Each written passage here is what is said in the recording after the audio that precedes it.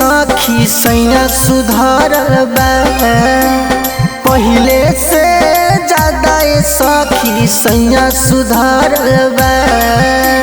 हमर भातार सखी भैले किसान खेत पड़ती ना पड़ल बा। हमर भातार सखी भैले किसान खेत पड़ती ना पड़ल बा।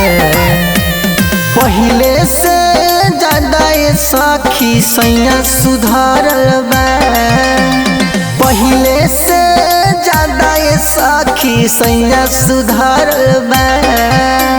हमर भातार सखी भैले किसान खेत पड़ती ना पड़ल बा। हमर भातार सखी भैले किसान खेत पड़ती ना पड़ल बा।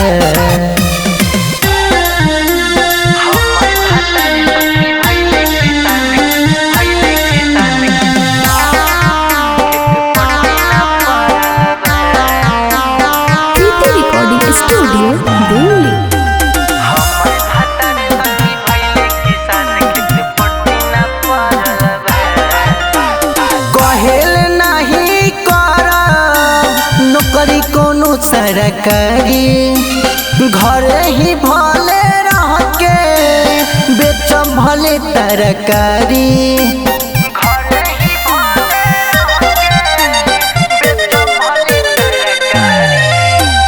कहेल नहीं कर नौकरी कोनो सरकारी, घरे ही भले रह के बेच भले तरकारी, बेच भले तरकारी, बेच भले तरकारी।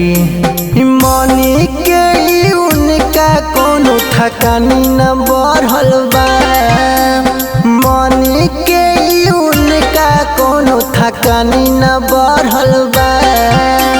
हमर भातार सखी भैले किसान खेत पड़ती ना पड़ल बा। हमर भातार सखी भैले किसान खेत पड़ती ना पड़ल बा।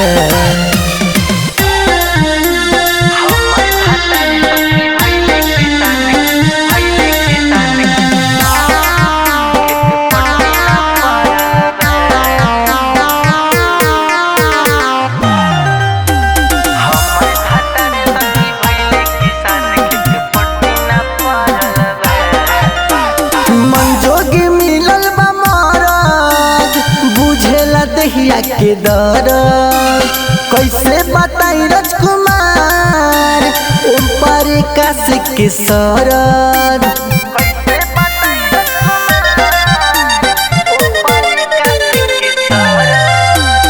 मंजोग मिलल बा मरद बुझेला दहिया के दर कैसे बताई राजकुमार मिथिलेश के सरद, मिथिलेश के सरद, मिथिलेश के सरद।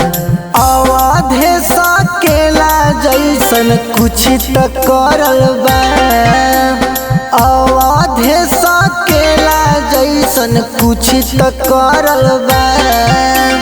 हमर भातार सखी भैले किसान खेत पड़ती ना पड़ल बा। हमर भातार सखी भैले किसान खेत पड़ती ना पड़ल बा।